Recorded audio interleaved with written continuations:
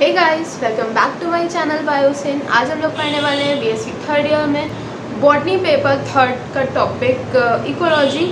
ये चैनल हिंदी और इंग्लिश दोनों मीडियम के बच्चों के लिए आपका पेपर चाहे सब्जेक्टिव हो चाहे ऑब्जेक्टिव, आप मेरे वीडियो से पढ़ सकते हो। और एक चीज़ और, ये जो मैं टॉपिक आपका उठा रही हूँ इकोलॉजी वाला, ये आपका जूलॉजी और बॉटनी दोनों में ही कॉमन है, ठीक है। तो बार बार नहीं पढ़ाएंगे सेम चीज़ें, एक ही बार पढ़ाएंगे और उसको ख़त्म करेंगे, ठीक है। तो अब भी देखो, क्योंकि इस वजह से मैं कर रही हूँ, क्योंकि अब देखो इकोलॉजी अगर हम लोग पढ़ रहे हैं तो इकोलॉजी में सेम चीज़ है, वही बॉटनी में भी है, वही सेम चीज़ है जूलॉजी में भी है। तो अब चाहे जूलॉजी में पढ़ लो चाहे बॉटनी में पढ़ लो, एक जगह पढ़ लो कि दूसरी जगह सिर्फ रीड करना पड़ेगा आप लोगों को, ठीक है। इसलिए बार बार नहीं पढ़ाने वाले हैं, ठीक है। एक बार पढ़ा के उस चीज़ को ख़त्म करें, क्योंकि अभी आगे मुझे और भी पढ़ाना है, और भी क्लासेस हैं लेने के लिए ना, ठीक है। एक ही को लेके नहीं बैठ सकते। तो इकोलॉजी देखो, और हाँ इकोलॉजी के मेरे पास नोट्स भी हैं। इकोलॉजी की मैं बात कर रही हूँ, ठीक है, क्योंकि मैंने अभी तक जितना पढ़ाया वो सिर्फ एक जगह से नहीं पढ़ाया, दो तीन जगह से मैंने पढ़ाया आप लोग को कंबाइन करके, ठीक है। तो उसका नोट्स तो पॉसिबल नहीं है दे पाना, लेकिन हाँ अभी इकोलॉजी जहाँ से मैं पढ़ा रही हूँ उसके नोट्स मैं आप लोगों को प्रोवाइड करा सकती हूँ। अगर आपको चाहिए हो तो मुझे कमेंट बॉक्स में बताना, ठीक है। सिर्फ इकोलॉजी की बात मैं कर रही हूँ, ठीक है।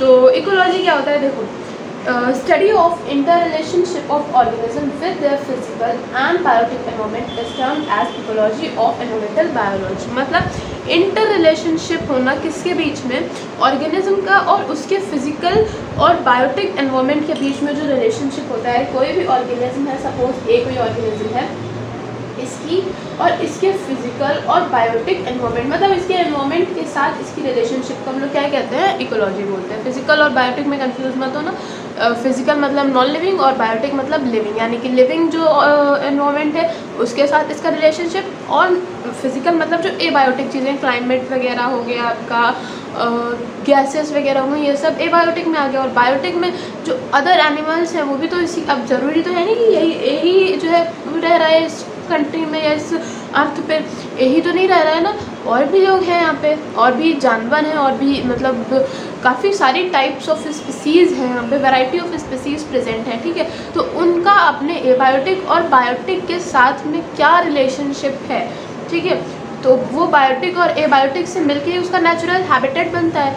अब यार देखो, हम ही लोग हैं, ठीक है, हम लोग अपने घर में रह रहे हैं सपोज, ठीक है। तो अब क्या हो गया, घर जो हो गया ये हमारा नॉन लिविंग है, यानी कि एबायोटिक हो गया। जो ऑक्सीजन हम लोग ले रहे हैं, कार्बन डाइऑक्साइड जो हम लोग दे रहे हैं, और जो भी गैसेस हम लोग लेते हैं और छोड़ते हैं और जो हमारे लिए ज़रूरी हैं, और जो भी फिज़िकल कंडीशन जैसे कि रेनफॉल हो गया आपका, और एयर हो गई, ये सारी चीज़ें जो हैं क्या हो गई, किस में आएंगी, ये सारी एबायोटिक में आएंगी, ठीक है। तो ये क्या हो गया, हमारा एबायोटिक जो है हो गया।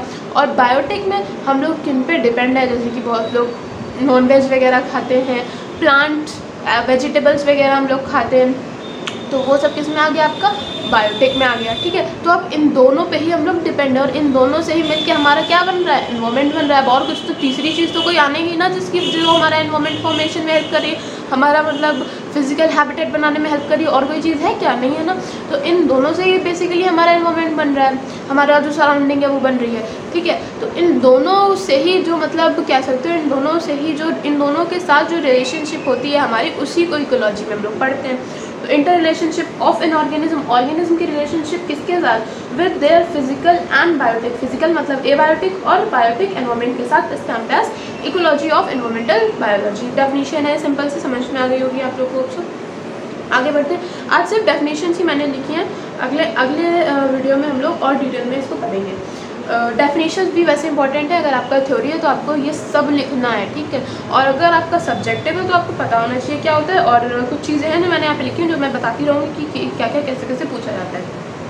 अब जैसे कि यही पॉइंट आ गया, देखो, the term ecology is derived from two Greek words, that is oikos means house and logos means study. अब ये पूछा जाता है, ऑब्जेक्टिव होगा अगर आपका तो पूछा जाएगा डेफिनेटली कि ओइकस मीन्स क्या होता है, हाउस होता है, लोगस मीन्स स्टडी होता है। दस the word ecology literally means the study of living organism in their natural habitat or homes। इसलिए जो स्टडी है, जो वर्ड है इकोलॉजी, इसका मतलब क्या होता है, स्टडी करना। किसकी स्टडी करना, लिविंग ऑर्गेनिज्म की, उसके नेचुरल हैबिटेट में उसकी स्टडी करना, ये होता है इकोलॉजी का मतलब। अब इकोलॉजी क्लियर हो गया क्या होता है इकोलॉजी, कैसे डिराइव हुआ, दो वर्ड से मिलकर बना हुआ, oikos and logos. Oikos means house and logos means study, यानी कि स्टडी ऑफ हाउस कह सकते हो। अब हाउस की स्टडी करोगे तो हाउस में क्या क्या पढ़ोगे, जो हाउस में जो जो चीज़ें होंगी वो सब पढ़ोगे। अकेले तुम ही नहीं रहते हो घर में, तुम्हारे मतलब तुम्हारी सेम स्पेसीज़ के लोग भी रहते हैं और अदर स्पेसीज़ चूहे बिल्ली भी रहते हैं घर में, बहुत लोग पेट्स पालते हैं वो भी रहते हैं घर में, तो वो भी तो आपके सराउंडिंग में ही तो आ रहे हैं ना, एक तरह से आपके नेचुरल हैबिटेट में ही वो भी एग्जिस्ट कर रहे हैं ना। तो study of living organism in their natural habitat और होम। हिंदी मीडियम वालों को क्लियर हो रहा है तो बहुत अच्छी बात है, नहीं हो रहा है तो मुझे इन्फॉर्म करो, ठीक है, कमेंट्स वगैरह में बताओ अगर नहीं समझ में आ रहा है तो, ठीक है। और नोट्स तो यार तुम दोनों को ही बनाने पड़ेंगे, मैं सिर्फ यहाँ पे आप लोगों को चीज़ों से इंट्रोड्यूस करा रही हूँ, ठीक है। नोट्स हिंदी वालों को हाँ मैं कह सकती हूँ बनाने पड़ेंगे, लेकिन इंग्लिश वालों को जो है मतलब जितना मैंने लिखा है इतना तो आप लोगों के लिए सफिशिएंट है मतलब समझने के लिए। और जब एग्ज़ाम में लिखोगे तो इतने में नहीं आपके पेजेस भरेंगे। मैंने आप लोगों को कई बार बताया है कि आप लोगों को एक लॉन्ग आंसर कम से कम 6 पेजेस में ज़रूर ही लिखना है, इससे कम नहीं लिखना है। तो अब इतना 6 पेजेस में मैं आप लोगों को वैसे तो बता ही देती हूँ, और जब नहीं होता है ना तो मैं आप लोगों को ये भी बता देती हूँ कि कैसे आपको अपना कंटेंट इंक्रीज़ करना है, ठीक है। तो अगर कोई क्वेरीज हो तो वो भी मुझसे पूछते रहा करो तुम लोग, ठीक है, ओके। फिर नेक्स्ट है, नेक्स्ट भी ये भी डेफिनेशन लिखी हुई है, ये टेलर ने दी हुई है। ये भी पूछा जाता है कि टेलर ने कौन सी डेफिनेशन दी है, ये भी आता है, और ओडम की भी डेफिनेशन पूछी जाती है, ठीक है। ये दोनों ही इंपॉर्टेंट है, इंपॉर्टेंस नहीं इंपॉर्टेंट है, ठीक है। टेलर की क्या डेफिनेशन है 1936 में इन्होंने दी थी। इन्होंने क्या कहा था, वर्ड इकोलॉजी को कैसे डिफाइन किया था, as the science of all the relationship of all the organism to all their environment. मतलब ऑल जहाँ पे लिखा हो ट्रेक है, मैं ट्रेक बता रही, जहाँ पे ऑल लिखा हो किसने दी होगी, टेलर ने दी होगी। सभी इन्वायरमेंट की सभी रिलेशनशिप, उनके